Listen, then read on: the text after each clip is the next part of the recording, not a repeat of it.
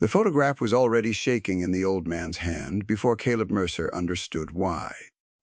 It was a Tuesday in late November, and the cold had come down off the ridge the way it always did in that part of eastern Tennessee, settling into the gravel lot of the hardware store like something that meant to stay.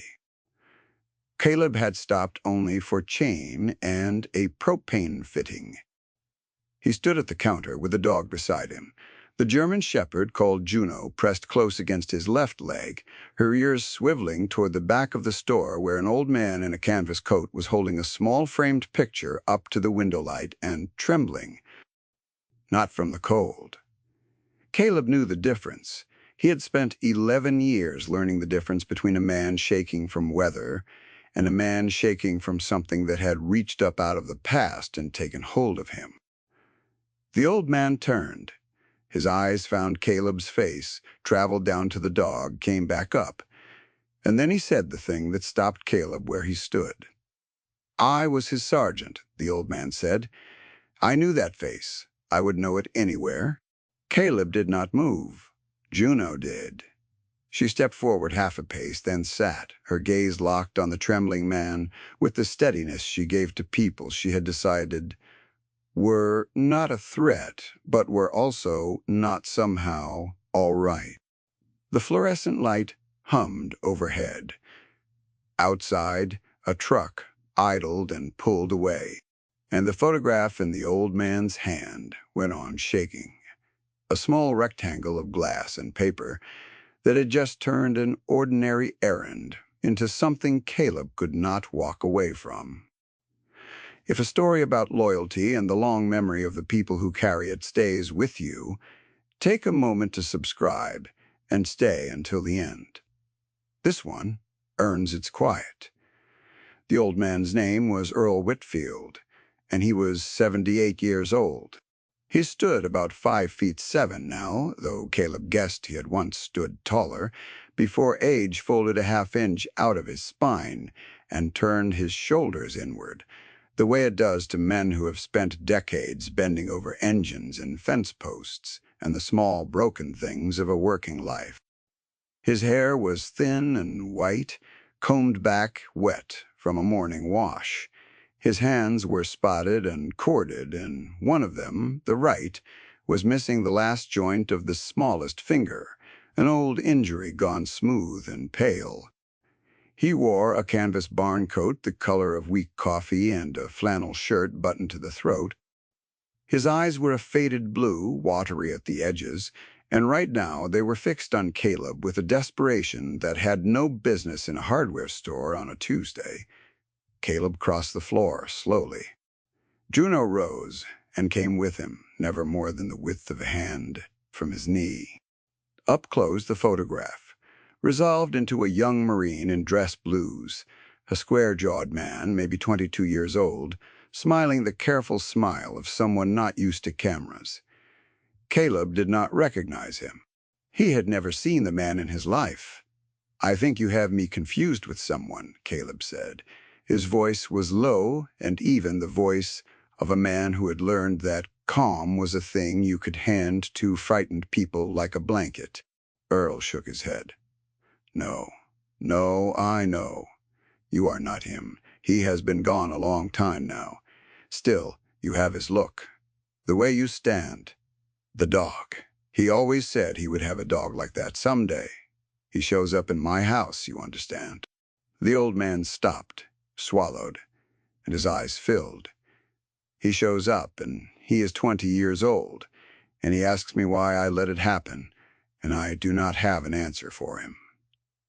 There are kinds of grief that do not soften with the years. They only learn to wait." Caleb had seen it in men who came back from places they could not name and sat at kitchen tables for the rest of their lives with one ear always turned toward a door that was never going to open. He looked at Earl Whitfield and saw a man being eaten alive by something he had carried for a long time, and the instinct that had governed Caleb's whole adult life, the instinct to put himself between the vulnerable and the thing that was hurting them, came up in him quiet and certain. The woman behind the counter, a heavy-set woman in her 60s named Dot Pruitt, who had run the register at Holland's Hardware for 30 years, leaned over and said, gently, "Earl, honey, you want me to call your daughter." "He comes in sometimes," she added to Caleb, not unkindly like she was explaining weather. "Gets turned around." "I am not turned around," Earl said, and for the first time there was iron in it. He looked back at the photograph. "I just do not know how to fix the only thing I ever needed to." Caleb told Dot he would see Earl home. He did not entirely know why he said it. He had been 3 years on the move by then, taking work where he found it. A fence line here, a barn roof there, sleeping in the bed of his truck under a camper shell with Juno curled against the wheel well. He had a route in his head that led nowhere in particular, and that was the way he wanted it. Settling meant staying, and staying meant being there when things broke, and Caleb had learned the hard way what it cost to be the one who was there when things broke. He had stopped letting himself be that man. Yet here he was, carrying a stranger's propane, fitting to the counter and telling a woman he had never met that he would drive an old man home. Juno approved. She always told him in the same way, by leaning the full warm weight of her shoulder against his shin and looking up at him with her dark amber eyes half closed. She was 6 years old, a working-line German shepherd with a classic tan and black saddle coat, the black laid across her back like a thrown blanket, and the tan running down her legs and chest. She had tall ears that stood fully erect, and a small notch in the left one from a wire fence 2 winters back. She had come to Caleb from a county shelter outside Knoxville, where she had been surrendered by a family that called her too much dog. She had never once been too much dog for Caleb. She had been exactly enough. Earl lived 4 miles out of town on a road called Sutter's Branch, in a white frame house that had been good once and was sliding now into the particular shabbiness of a place tended by a man whose body no longer let him keep up. The gutter hung loose along the porch. A board had rotted through on the second step.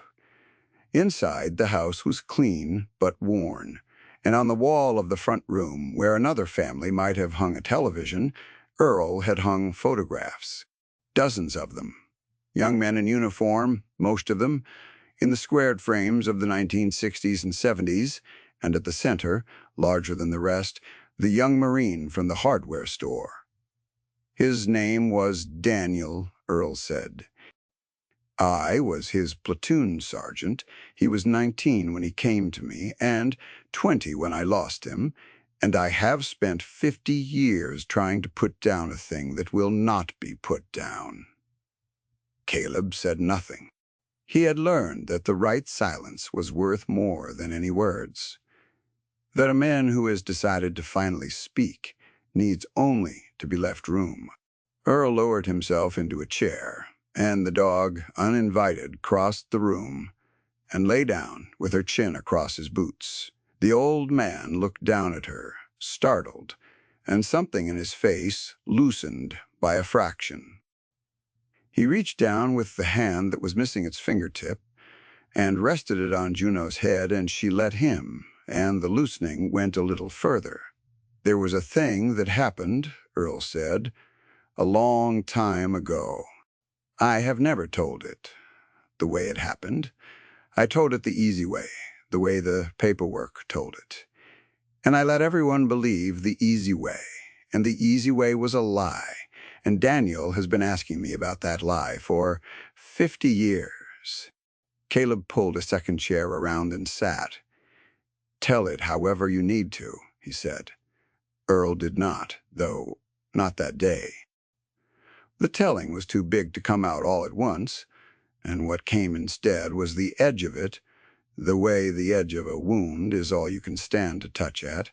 First, there had been a patrol. There had been a decision. Earl had made it, and a younger man had paid for it. and the report that followed had been written to protect a chain of command that did not deserve protecting, and Daniel Voss had gone into the ground a hero for a thing that had not happened the way the medal said it happened. Earl had signed his name to that report. He had been 26 years old and frightened and outranked, and he had signed it. And he had been signing it again every night since, in the quiet of his own skull.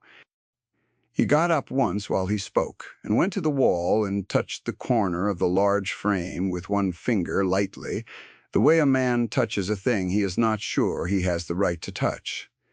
Caleb watched him do it. The young Marine in the photograph went on smiling his careful smile out of 1969, and the old man stood in front of him with 50 years between them and his hand not quite steady on the frame. The radiator ticked in the corner. Somewhere out past the window, a dog that was not Juno barked twice and stopped. Earl said, very low, that Daniel had carried a photograph, too, those days, of a girl back home and a hound named Buck, and that he had talked about getting himself a real working dog when he mustered out a shepherd, something that would mind him, and that he never got the chance. He said it the way men say, the small, true things that hurt worse than the large ones. Then he sat back down and did not say anything else for a long while, and Juno crossed the floor again and put her weight against his shin, and the old man let out a breath that seemed to have been held for a very long time. Caleb drove back toward town in the falling dark with Juno's head on his thigh and the whole thing turning over in him. It would have been easy to file Earl Whitfield under the heading of an old man's confusion and drive on. Dot had practically handed him that exit. Yet Caleb had seen too many men carry the wrong weight for too long, and he had become, somewhere in his own wandering, an expert in the particular gravity of an unfinished thing. Earl was not confused. Earl was haunted. And the difference, Caleb had learned, was the difference between a man who needed minding and a man who needed help. He did not drive on. He found a room above the feed store that the owner rented by the week, and he told himself it was only until he understood the shape of the thing. That was the lie, he told himself. He was good at that particular lie. He had been telling it to himself in one form or another for 3 years, every time a place almost caught him. Stay with this. The old man was not the only one in that town carrying a thing he could not set down, and the photograph on the wall was about to pull the truth up out of 50 years of silence. Over the following days, Caleb learned the rest of it in pieces, the way you learn anything true. He learned it from Earl, and he learned it from a thin woman named Ruth Ann Carver, who ran the diner on the square, and who had grown up 2 doors down from the Whitfields, and he learned it in the end from the records themselves. Daniel Voss had had a younger brother. The brother had had a daughter, and that daughter, a woman now in her 50s named Paula Voss Hatcher, had spent the last 2 years quietly trying to get the official record of her uncle's death corrected, and had been quietly stonewalled at every turn, and had recently received a letter from a man named Garrett Pell. Caleb did not like the letter the first time Ruth Ann showed it to him, and he liked it less the more he read it. It was printed on the heavy cream stationery of a firm called Meridian Legacy Group, and it offered in the smooth language of a man who has made a career of smooth language to purchase from Paula Hatcher the full rights to her uncle's story. The medal, the papers, the name. Meridian Legacy Group, the letter explained, specialized in the preservation and stewardship of veterans' legacies, and for a fee they would handle all of it: the corrections, the archives, the small, frustrating fights with the bureaucracy. And in exchange, they asked only that the family assign to Meridian the rights to the story and the modest associated benefits. There was a number at the bottom. The number was not modest. to a woman living on a fixed income in a single-wide outside town. The number was a great deal of money to Paula Hatcher. It was not. Caleb understood about Paula Hatcher's money. She did not have enough of it to interest a man like Garrett Pell. It was about something else, and it took Caleb 3 more days and a long conversation with a woman at the county clerk's office to understand what. Daniel Voss had not died alone in that report. 3 other names had been written into the official account of that patrol. 3 men assigned valor they had not earned by an account that protected the officers who wrote it. 2 of those 3 men were dead now. Their estates were not. And one of them, a man whose family had grown wealthy in the decades since, had a foundation that had given a great deal of money over the years on the strength of a story that would collapse the instant the true account of that patrol came to light. Garrett Pell did not work for Meridian Legacy Group out of love for old soldiers. He worked to find the loose threads in old official lies and buy them up before anyone could pull them. And the loose thread in this one was an old man named Earl Whitfield, who was the last living person who knew what had really happened on that patrol, and a woman named Paula Hatcher, who had started 2 years ago to ask the wrong questions. Caleb sat with that for a long time.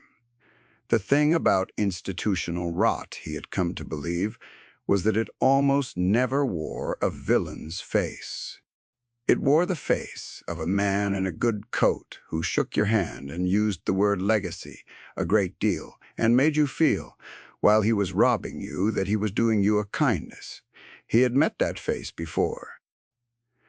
He had spent 3 years driving away from the places where he had met it.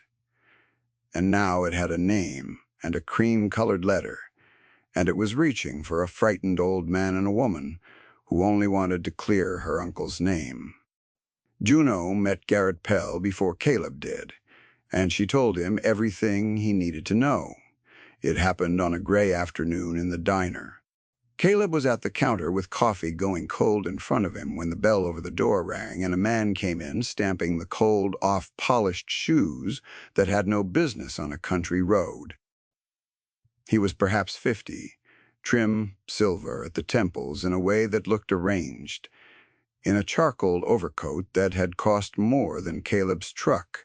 He smiled at Ruth Ann and asked for directions to the Whitfield place out on Sutter's Branch, and his voice was warm and his manners were perfect. And under the table, Juno rose without a sound and put herself between the man and the room and stood with every hair along her spine lifted and her lips drawn back, silent, not a growl. Something worse than a growl, a stillness that had teeth in it. Caleb put his hand on her collar. "Easy," he said. She did not relax.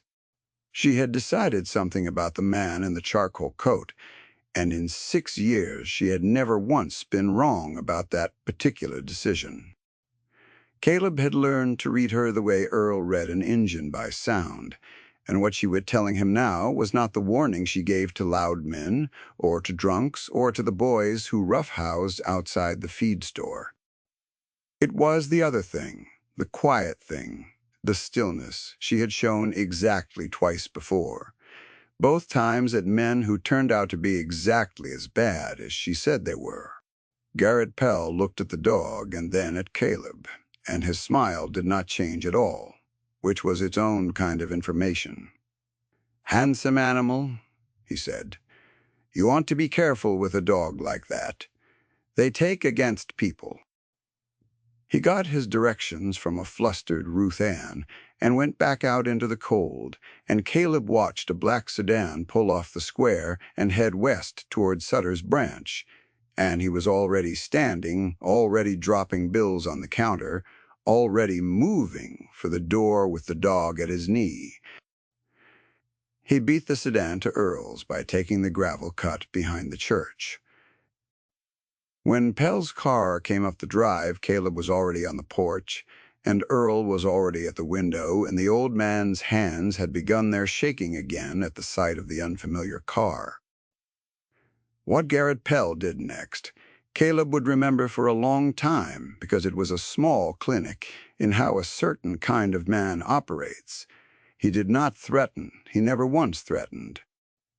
He climbed the rotten steps with a leather folder under his arm, and he introduced himself, and he was sorry, so sorry, to intrude.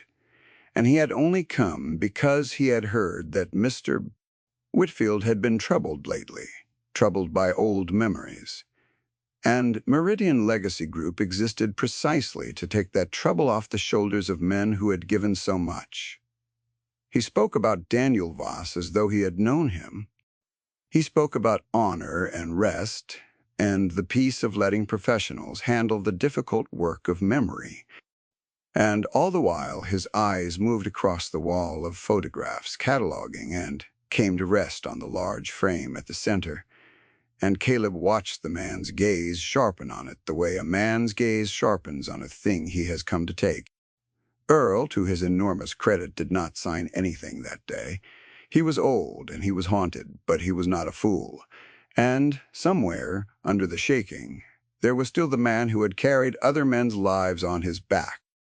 He told Garrett Pell he would think about it. Endeavors.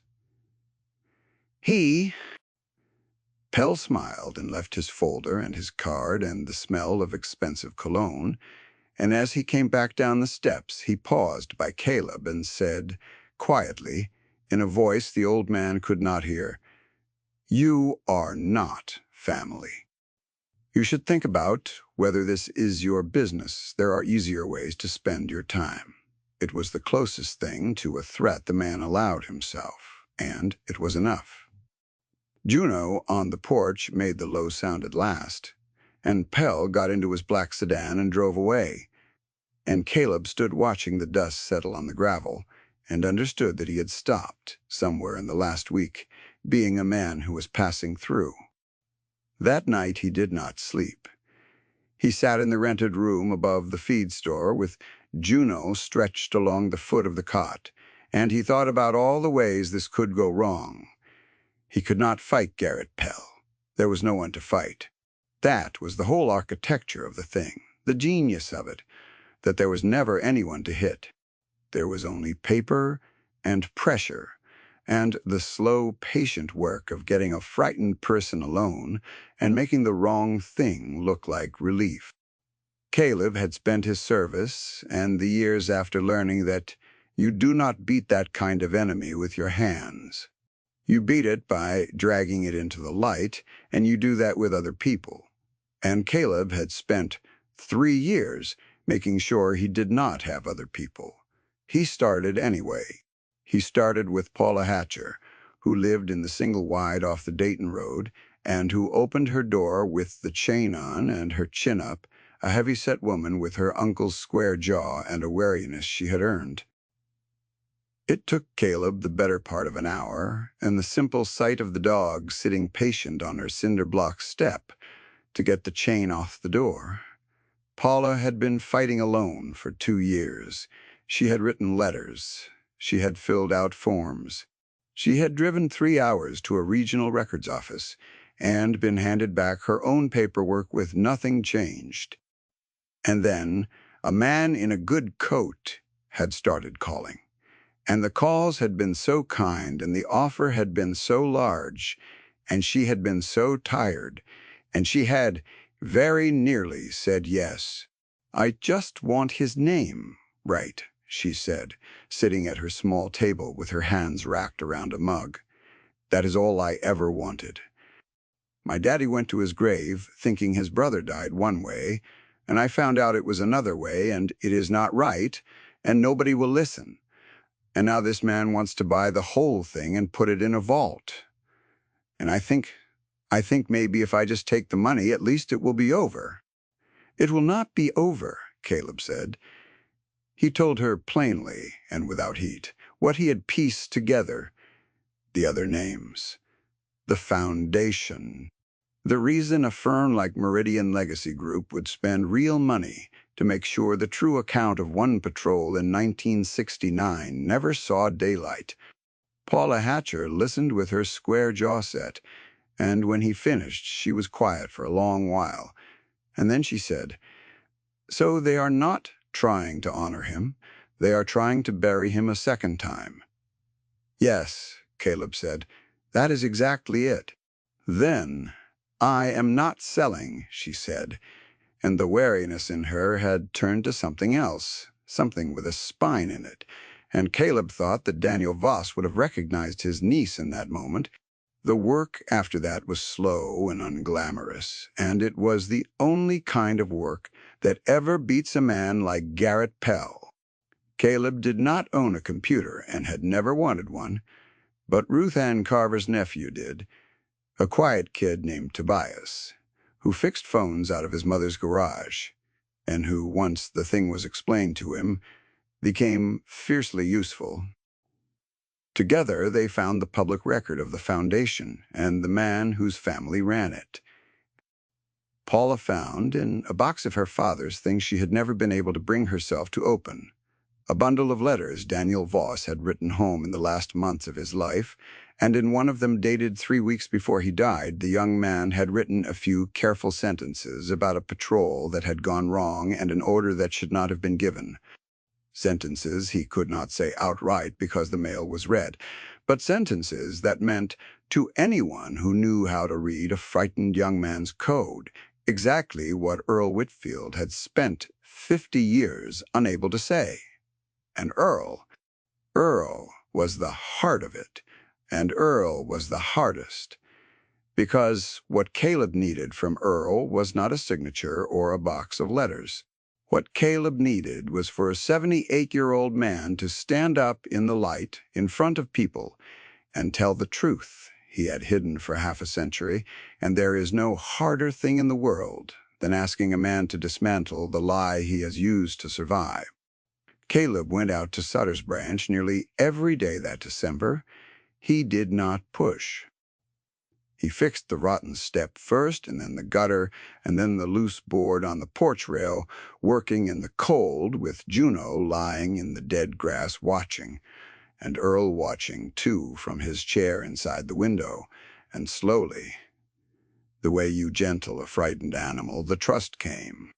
They did not always talk about Daniel, and mostly they talked about engines, because Earl had been a mechanic for 40 years after the service, and Caleb's truck was always one breakdown from the grave, and there is a kind of healing that happens between two men with their heads under the same hood that no amount of talking can match.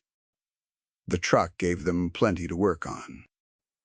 The carburetor had a stumble in it that Caleb had been ignoring for a year, and Earl heard it the first morning Caleb pulled into the drive, heard it through a closed window with 78-year-old ears, and came out in his barn coat without a word, and stood listening with his head tilted.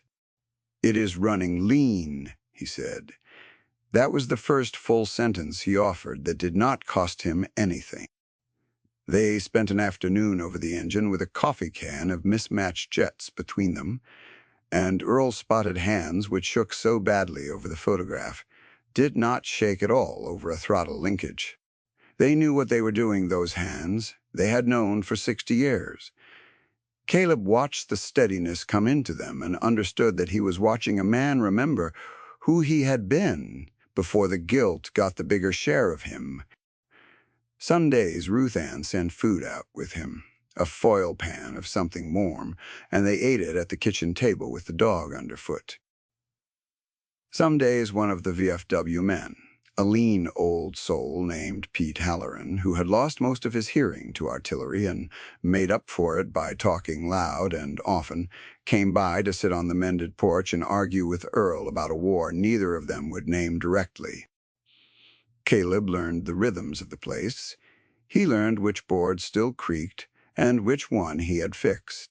He learned that Earl took his coffee black and his advice slow, and that he kept Daniel's folded flag in a cedar chest at the foot of his bed and had not opened it in 30 years. The trust came the way the thaw comes, not all at once, a little each warming day, until one afternoon Caleb realized that the old man had started watching for his truck. One evening, though with snow ticking against the window and the dog asleep on the old man's feet, Earl told the whole of it at last. the patrol, the order he had been given by a lieutenant who panicked, the three men who froze, and the one man, Daniel Voss, 19 years old, who had not frozen, who had done the brave thing, the right thing, and who had died doing it, and then the after. The lieutenant's family with their connections.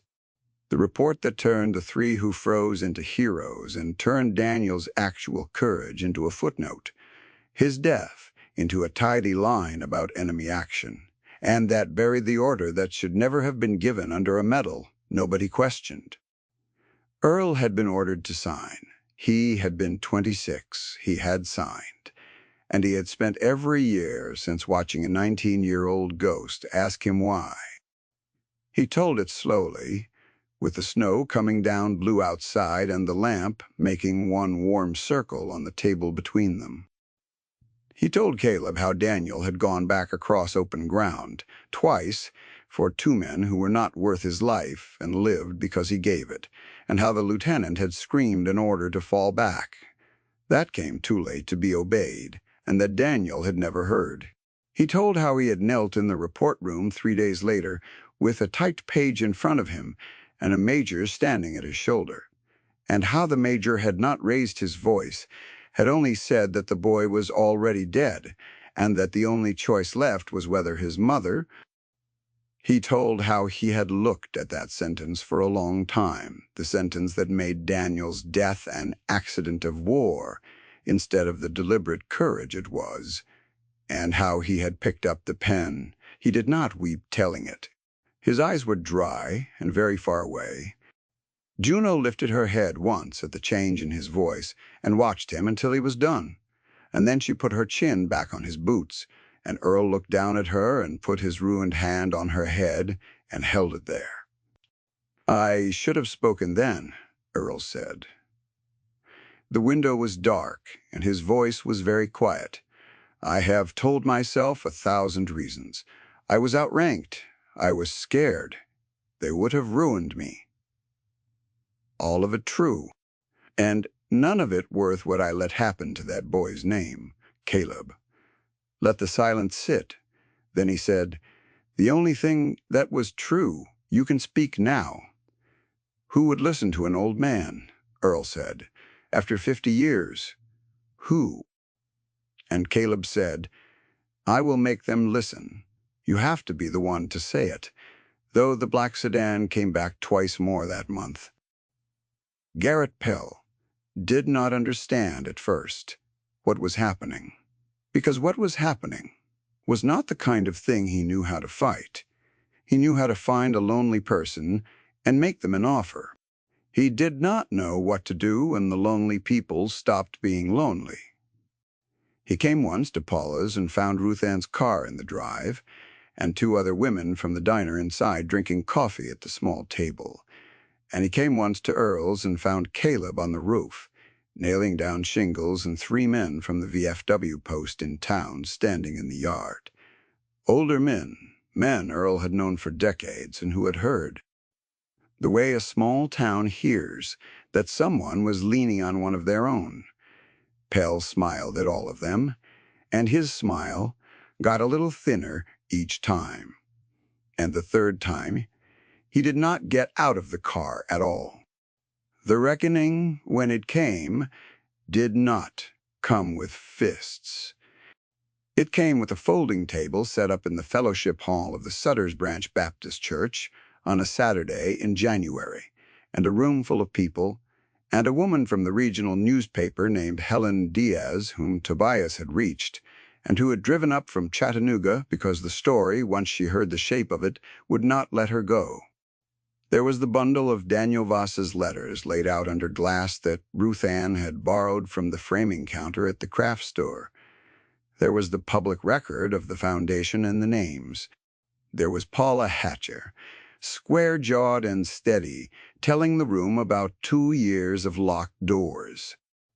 And there was Earl Whitfield in his good shirt, the one he was buried in 2 years later, standing at the folding table with his spotted hands flat on the wood to keep them from shaking. telling the truth at last, in a thin, clear voice that did not waver once he had begun. Caleb stood at the back with Juno sitting against his leg, and he did not say a word the whole time because it was not his story to tell, and the thing he had learned across all his years was that the work was never to be the hero. The work was to make a space safe enough that the people who owned the story could finally walk into it and stand up straight. Garrett Pell was not in the room. Men like Garrett Pell are never in the room. He sent, 2 days later, a different letter on the same cream stationery, this one withdrawing Meridian Legacy Group's offer and wishing the family well, and that was the last anyone in Sutter's branch ever heard from him directly. The firm itself dissolved within the year, the way those firms do, folding its tent and moving its smooth language and its expensive coats to some other county with some other lonely person to find. The foundation, when Helen Diaz's story ran, did not survive the questions. It did not collapse in a single dramatic afternoon. It collapsed the way those things really collapse, slowly in board meetings and quiet resignations and a name removed from a building. It collapsed all the same. And in the slow collapsing, the official account of one patrol in 1969 was, at long last, reviewed and corrected, and a letter came to Paula Hatcher with a seal on it, and her uncle's name was set right. Earl Whitfield lived 2 more years. They were, his daughter said, at his funeral, the only years she could remember in which her father slept through the night. The ghost stopped coming. Caleb thought about that a great deal afterward, the simple, enormous mercy of it that a man could carry a thing for 50 years, and set it down at last and have 2 whole years of sleep before the end. It was not justice on any scale that balanced the books. Nothing balanced the books. It was something, though, and Caleb had come to believe that something offered in time was most of what any of us ever get to give each other. He stayed. That was the part that surprised him when he let himself look at it. He had come into that town for chain and a propane fitting and a route that led nowhere, and he was still there in the spring and the summer after that, and the rented room above the feed store had become an actual apartment, with Juno's bull by the door and Earl's old toolbox willed to him on the workbench. He took over the corner of the hardware store's back lot for small engine repair. The trade Earl taught him those December evenings with their heads under the hood. People brought him their mowers and their generators and the broken small things of their own working lives, and he fixed what could be fixed. And the dog lay in the doorway in the sun, and the town that he had only meant to pass through closed around him the way a healthy thing closes around a wound, gently, until you cannot find where the hurt was. Paula Hatcher hung her uncle's corrected citation on the wall of the single wide. Next to the photograph from the hardware store, the young Marine in dress blues smiling his careful smile, and she told Caleb once that she liked to think Daniel could rest now. Caleb thought so too. He had stopped believing, in his years of leaving, that the dead asked anything of the living. Earl Whitfield had taught him otherwise. The dead ask for the truth. It is the only thing they ever ask, and it is the one thing we are always able to give them, if we are brave enough, and if someone is willing to stand at the back of the room and make it safe. There is a kind of loyalty Caleb came to understand that does not end when the man you were loyal to is gone. Earl had been loyal to Daniel Voss for 50 years, even when that loyalty took the shape of unbearable guilt, even when it looked from the outside like an old man losing his grip on the present. He had never once let go. And in the end, that refusal to let go, that stubborn 50-year vigil over a 19-year-old's good name, was the truest thing about him, and it was the thing that finally set them both free. If you have ever carried a thing too long, a thing you were afraid to set down because setting it down meant admitting it was real, then you already know what it cost Earl Whitfield to stand at that folding table. And you know, too, that the people who help us carry our burdens are rarely the ones who shout. They are the ones who show up on a Tuesday, who fix the rotten step, who sit in the silence and leave room, who stand at the back of the room and let you be the one to speak. Be that person for someone if you can, and if you are the one carrying the weight, let yourself believe that it is not too late, that there is still a folding table somewhere with your name on it, and people who will stand in the yard so you do not have to stand alone. The dog knew it first, the way she always did.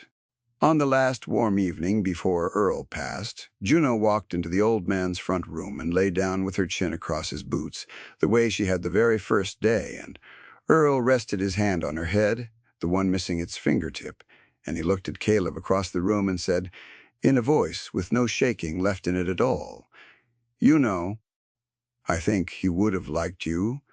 I think he would have liked the dog most of all."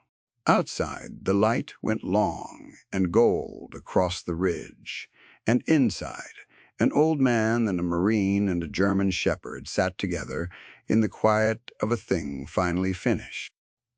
May you find the truth you are owed, and the people who will stand with you while you tell it.